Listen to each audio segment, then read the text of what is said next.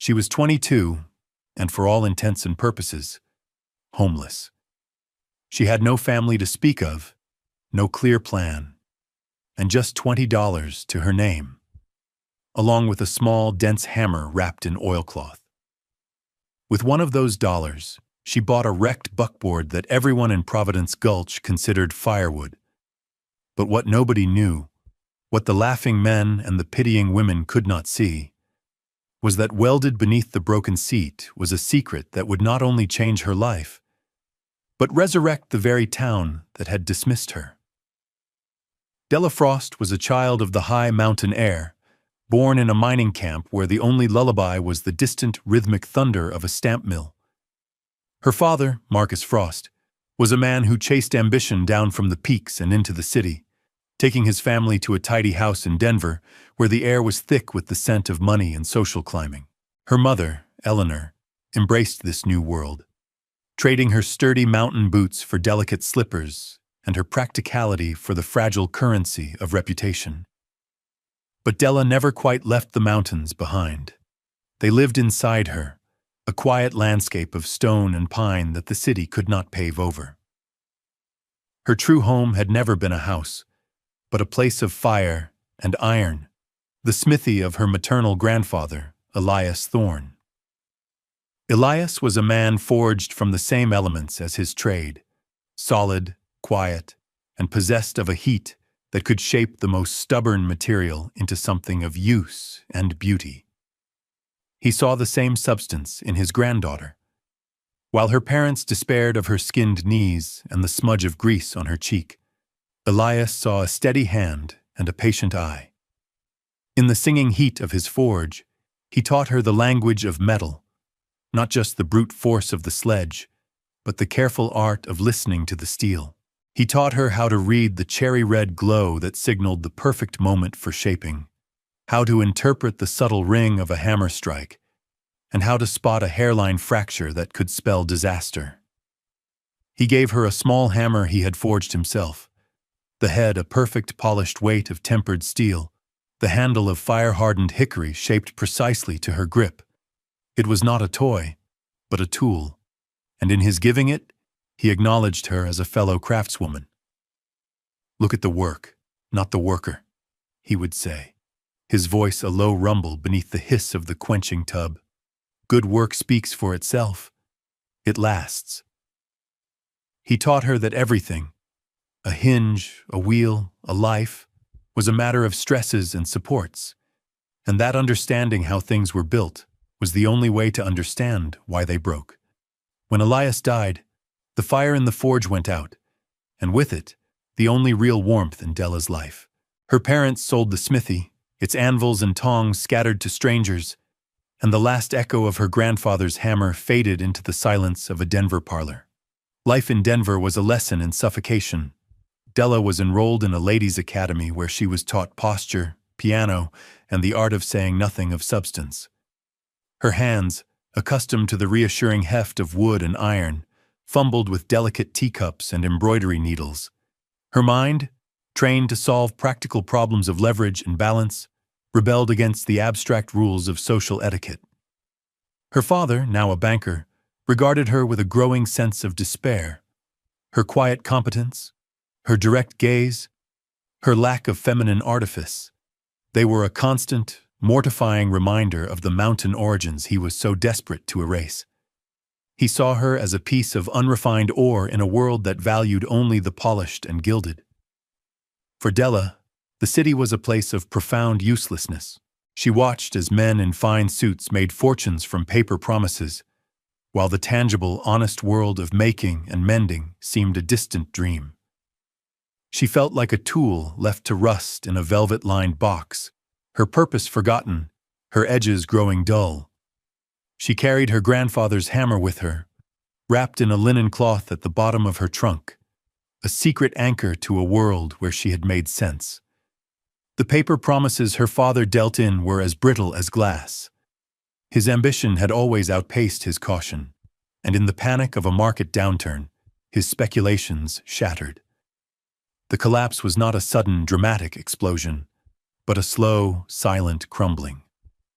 First the whispers, then the closed doors, then the polite but firm refusal of credit. The Frost family's gilded cage dissolved around them. The house on the tidy street was sold, its contents auctioned off to strangers who handled their possessions with cold, appraising eyes. They moved to a series of progressively smaller, shabbier rented rooms, each one a step down into a quiet, well-mannered hell. Marcus Frost, who had once commanded boardrooms, now struggled to meet the gaze of his landlord.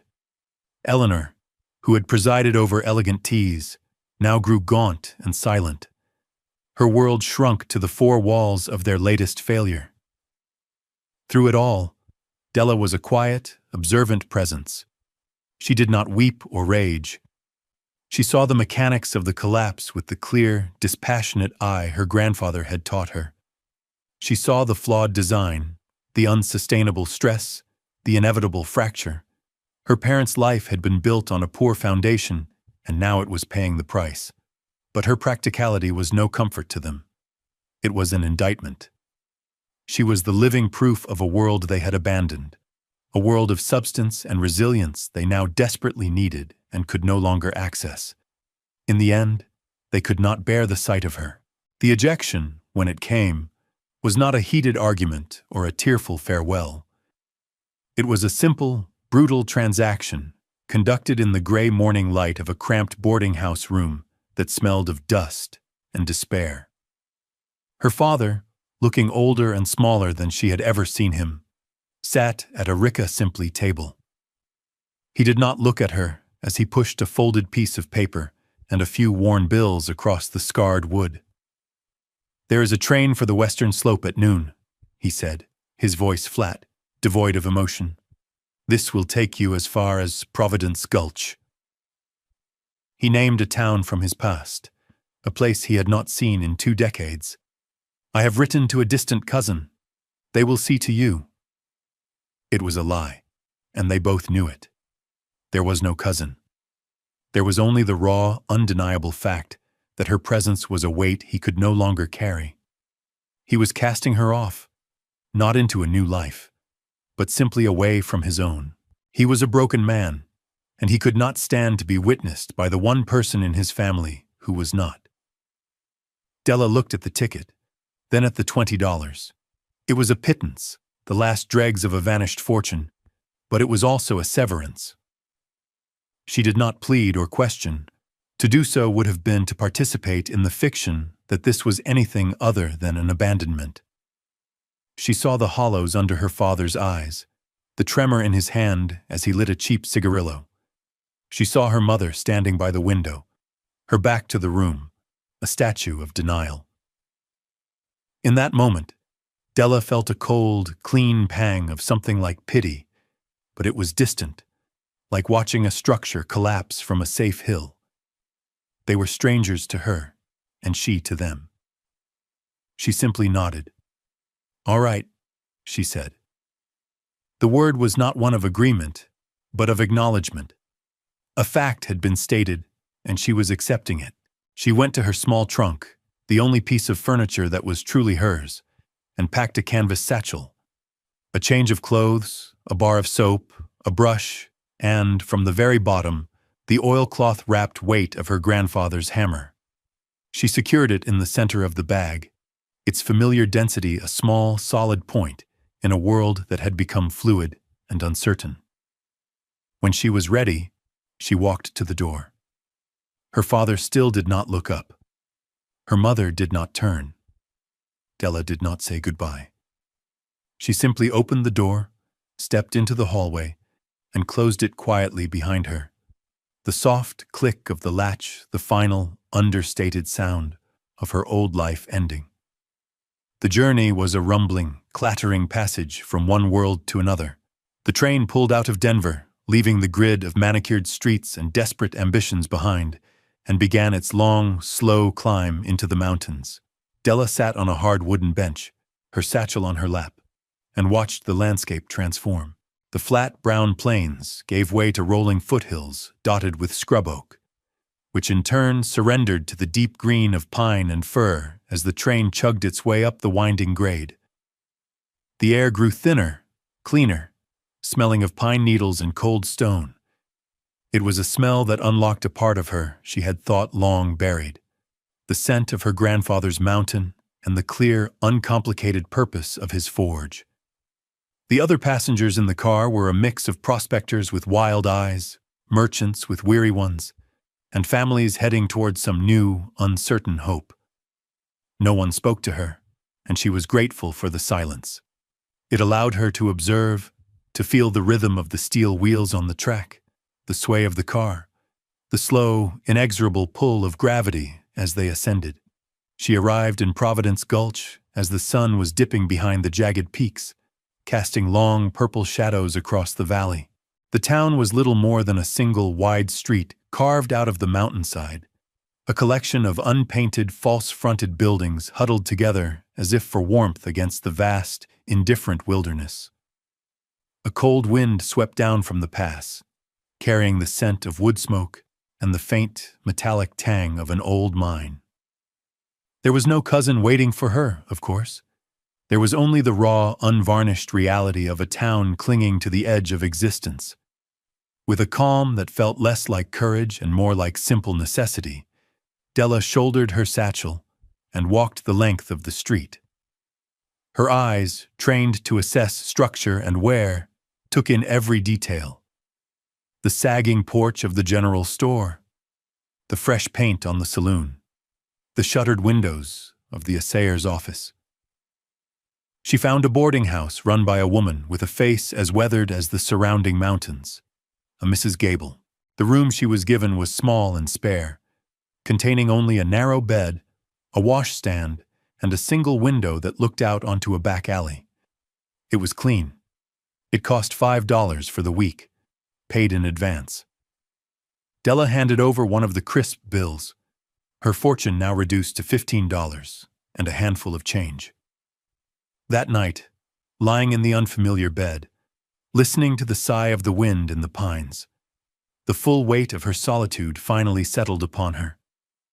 She was alone, with dwindling funds and no prospects. Yet, as she drifted to sleep, one hand resting on the satchel that held her grandfather's hammer, she did not feel fear. She felt a strange, quiet readiness. The world had stripped her down to her foundation, and she was about to find out how strong it was.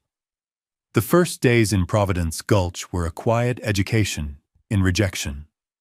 Della rose each morning, washed her face in cold water from the basin, and went in search of work. She was methodical.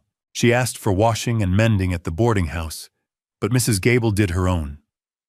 She inquired about clerking at the mercantile, but the owner, a pinched man named Abernathy, shook his head, his eyes lingering on her calloused hands. "Not looking for help," he said, though she had seen his son struggling to unload a wagon just that morning. She offered to sweep out the saloon, to muck stalls at the livery, to cook for the miners. The answers were always the same: a polite but firm no, an amused shake of the head. A door closed gently in her face. They saw a young woman, alone and adrift, and their assumptions were a wall she could not seem to breach. She was an object of pity or suspicion, a problem they did not want to take on. Her practicality was invisible to them. They saw only her vulnerability. With each refusal, her money dwindled. $10, $9, $8. She began to walk, not to search for work anymore, but simply to move, to fight off the cold paralysis of despair. Her walks took her to the edges of the town, past the last houses and up the paths that led into the hills. On the west end of town, past the livery stable run by a burly Irishman named Finn O'Malley, was a sprawling junk pile, a graveyard for the town's broken things. Wrecked wagons, rusted tools, shattered crockery, and splintered furniture lay in a chaotic heap. To the townspeople, it was an eyesore. To Della, it was an encyclopedia of failure. She could trace the story of each object: the cracked axle from a wagon that took a corner too fast, the snapped handle of a shovel that met a rock it could not move. One afternoon, half hidden behind a pile of rotting timbers, she saw it. It was the wreck of a buckboard, and it was in a terrible state. One of the rear wheels was a starburst of splintered spokes. The axle beneath it bent into a sad, useless curve. The seat was torn, its horsehair stuffing spilling out like entrails, and the wooden bed was cracked in several places. It had clearly been in a serious accident, likely on the treacherous pass above the town, and had been dragged here to be forgotten. Others saw firewood and scrap. Della saw something else. She walked around it, her eyes tracing the lines of its construction. The frame was solid oak, weathered but not rotten. The iron fittings, though rusted, were heavy and well forged. She ran her hand over the bent axle, the cold iron familiar under her palm. She could feel the memory of her grandfather's forge in its very grain. He had taught her that a bend was not a break. He had taught her that good material, even when damaged, held its integrity. She knelt and looked closer, her gaze sharp and analytical. The joinery was sound, the basic structure intact. In her mind, she began to dismantle and rebuild it, seeing not a wreck, but a collection of salvageable parts, a puzzle waiting to be solved. A plan, small and fragile, began to form. She walked to the livery, where Finn O'Malley was shoeing a horse. The town boys who loitered there snickered as she approached. "What do you want for the buckboard?" she asked, her voice even. O'Malley paused, hammer in hand, and looked at her as if she'd lost her mind. "That piece of junk?" he laughed. "It's yours for the hauling." "I'll give you $1 for it," Della said. The price was not for the wood or the iron, it was for the dignity of a clean transaction. The laughter from the boys grew louder.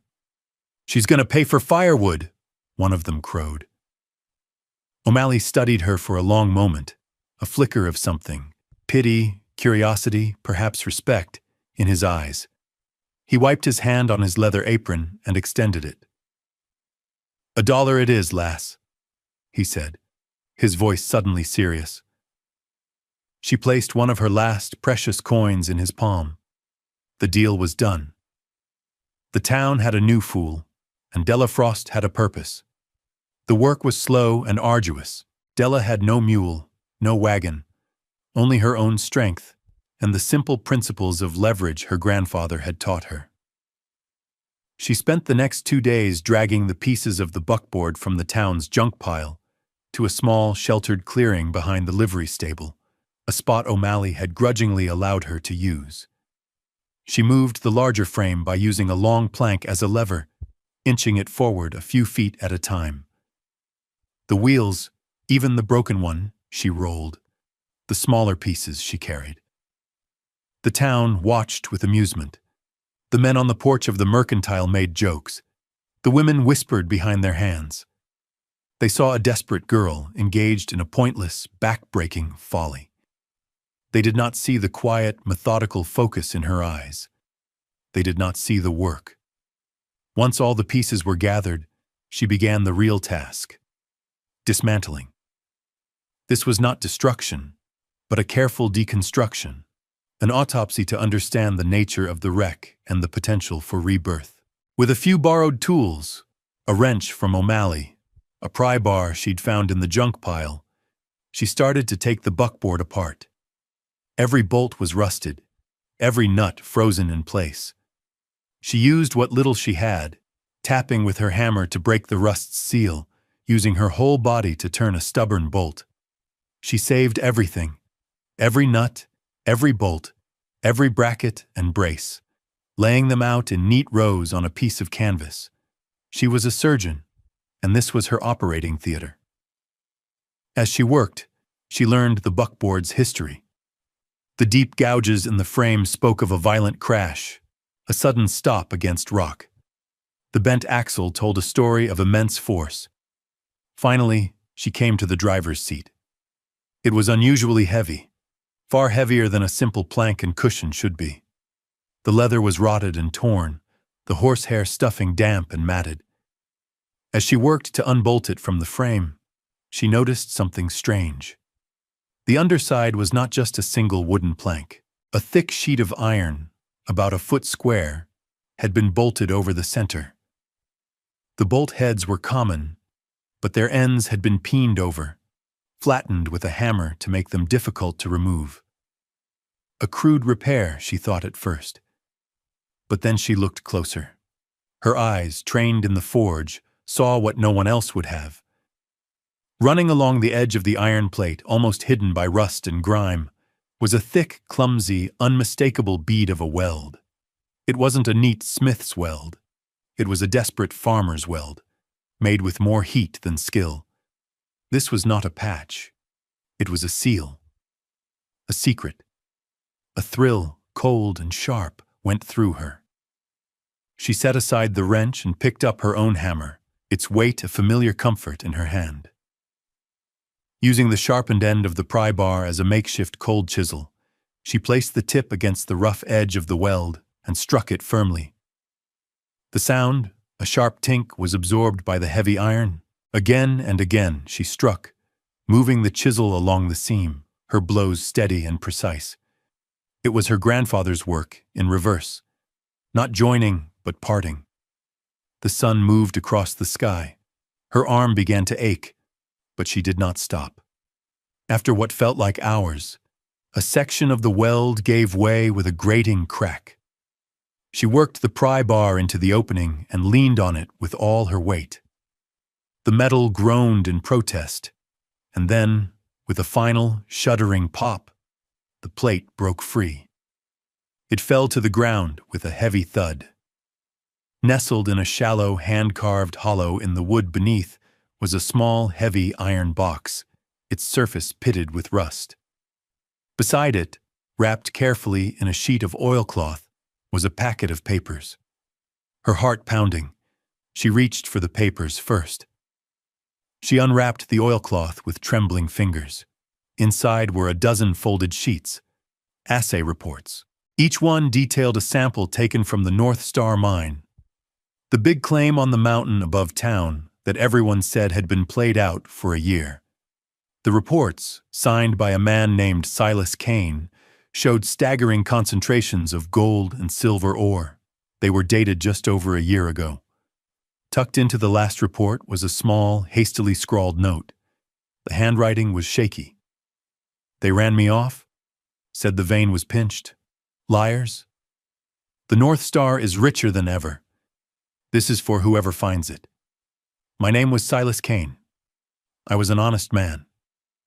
She then turned to the box. The lock was simple, and she broke it with a single sharp blow from the pry bar. Inside, there was no glint of coins. Instead, the box was filled to the brim with small, heavy leather pouches. She opened one. It was full of a coarse, glittering yellow powder. Gold dust. Silas Kane's last hidden payment. In her hands, she held it all. The map, the proof, and the capital to bring a dead mine and a forgotten man's legacy back to life. The discovery settled a profound calm over Della.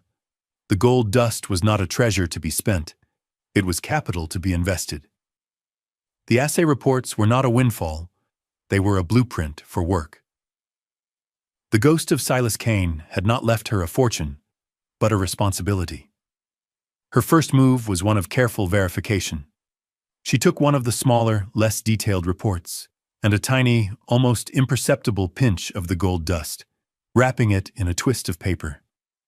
She walked not to the main assayer's office, which was shuttered, but to a small shack on the edge of town where an old man named Jedediah Stone lived. He was a retired prospector who had forgotten more about ore than most men ever knew. She found him sitting on his porch, carving a piece of wood. Without a word, she handed him the paper and the twist of dust. He squinted at the dust in his palm, then touched a bit to his tongue. He unfolded the report, his eyes scanning the columns of figures. A long silence stretched between them, broken only by the whisper of the wind. Finally, he looked up, his gaze sharp and penetrating, not at the paper, but at her. "Silas Kane," he said, his voice a gravelly rumble. He was a good man, a geologist, not just a pick-and-shovel man.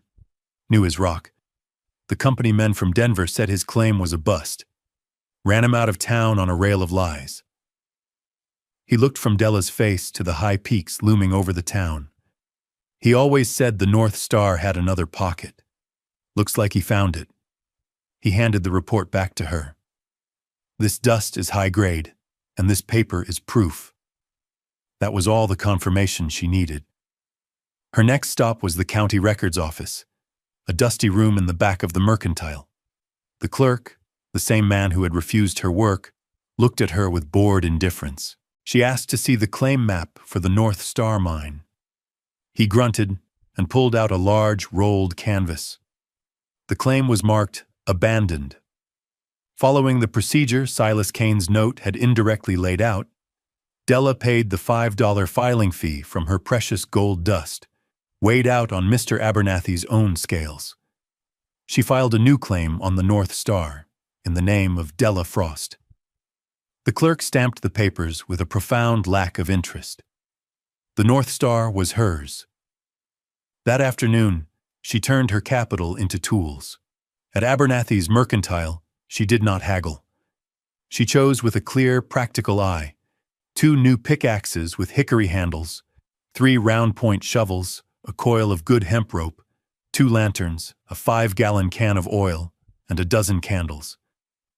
She paid for it all with the glittering dust, weighing it out herself on the counter scale, her hand steady. Mr. Abernathy watched, his pinched face a mask of confusion and dawning avarice. The final piece of her plan was labor. She knew she couldn't work the mine alone. That evening, she went to the saloon. In a corner, drinking cheap whiskey and nursing their misfortune, were 2 brothers, Tom and Ben Carter. They were good miners who had been laid off when the last working vein in the area had petered out. They were planning to leave town the next day. She walked straight to their table. "I have a claim on the North Star," she said, her voice clear and low, not carrying to the rest of the room. "And I have assay reports that say it's still rich. I need men who aren't afraid of hard work. I can't promise you a share, not yet, but I can pay you a fair daily wage in gold." They looked at her, then at each other, skepticism warring with desperation in their eyes.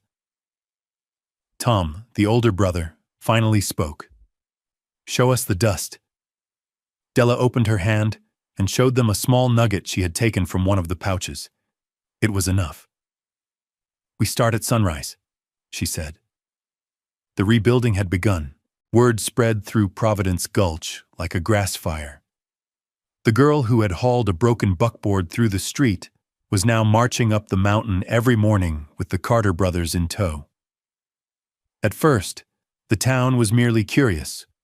Then, the source of the rumor reached the company men in Denver who had bought out Silas Kane's partners and declared the North Star worthless.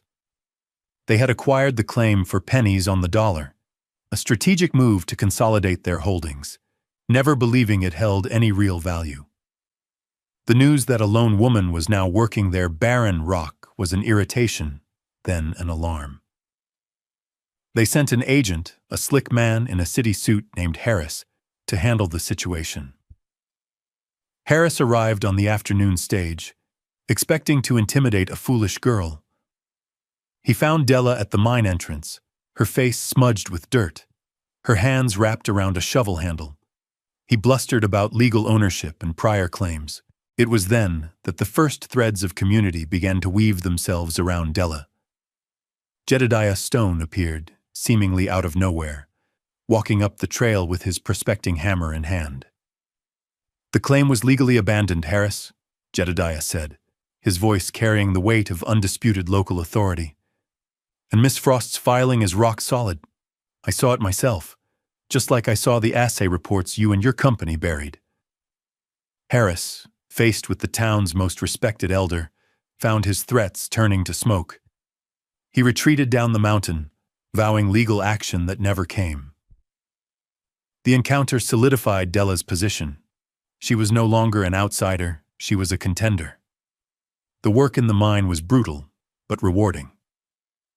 Following the meticulous notes left by Silas Kane, Della and the Carter brothers bypassed the collapsed and barren shafts. They cleared a secondary entrance Kane had started, and within a week, they hit the vein he had described. It was a ribbon of quartz, shot through with the unmistakable gleam of gold and the dark, heavy luster of silver ore. It was richer than any of them had ever seen. The first load of ore they brought down the mountain was a spectacle. They used a borrowed sledge, and the whole town seemed to turn out to watch them haul it to the stamp mill. The mill, silent for almost a year, was fired up at Della's expense. The rhythmic, earth-shaking thump, thump, thump of the stamps crushing her ore was the sound of a heartbeat returning to Providence Gulch. That sound was a proclamation of success.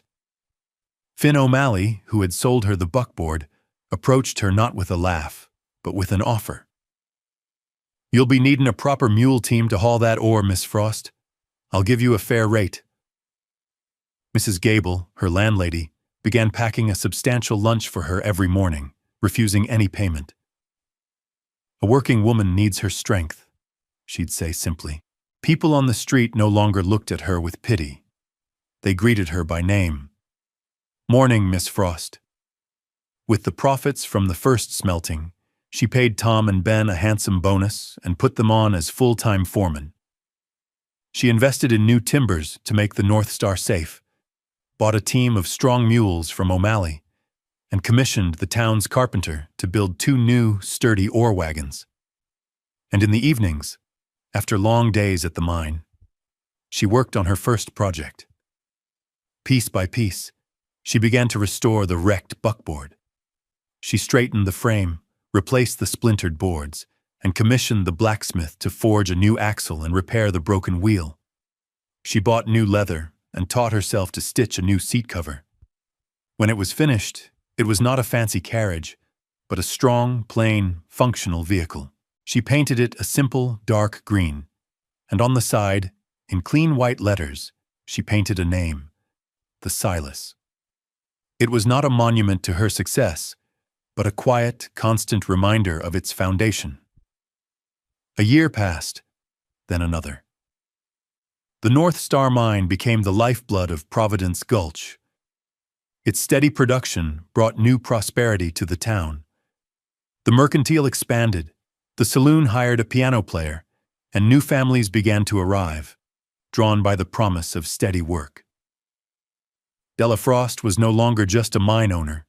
She was the quiet center of the town's revival. She built a small, solid cabin for herself on a plot of land overlooking the town, not far from the livery. It was simple and well-made, with a stone fireplace and shelves for the few books she had acquired. From her porch, she could see the lights of the town she had, in her own way, helped to rebuild. One cool evening in late autumn, she stood at the entrance to the North Star. The day's work was done, and the Carter brothers were leading the last mule team down the mountain. The air was crisp with the promise of snow, and the setting sun painted the peaks in hues of orange and deep violet. In her right hand, she held the small hammer her grandfather had made for her. Its weight was a familiar comfort, a solid connection to the man who had taught her to see the truth in things, to value substance over surface. She ran her thumb over the smooth, fire-hardened hickory of the handle, a silent communion with his memory.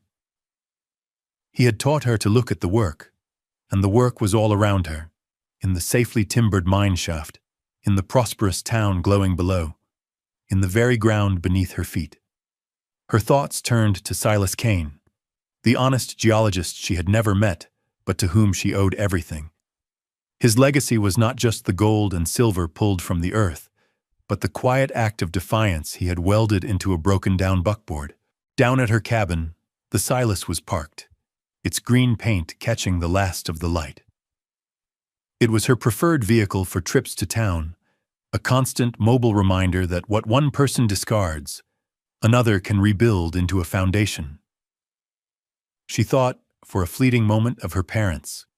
She had received a letter, forwarded from Denver, from a distant acquaintance. It spoke of her father's passing and her mother's reduced circumstances. With her first significant profits, Della had sent a bank draft to a lawyer in Denver with instructions to settle her father's most pressing debts and provide a small, anonymous stipend for her mother. It was not an act of forgiveness, or even of love, but of a different kind of duty. It was the balancing of a ledger, a structural repair to the family name, a practical solution. She had closed a door, quietly and firmly, just as one had been closed on her. Her gaze drifted from the high, lonely peaks to the warm, clustered lights of Providence Gulch. She was not just a resident here. She was part of its fabric, woven into its story as surely as the gold was woven into the quartz. She was Miss Frost, who had arrived with nothing but $20 and a strange attachment to a broken wagon. Della Frost, who had bought a pile of firewood for $1. She smiled, a small, private expression. It was, without question, the best dollar she had ever spent. It had not bought a mine, not really. It had bought her a home,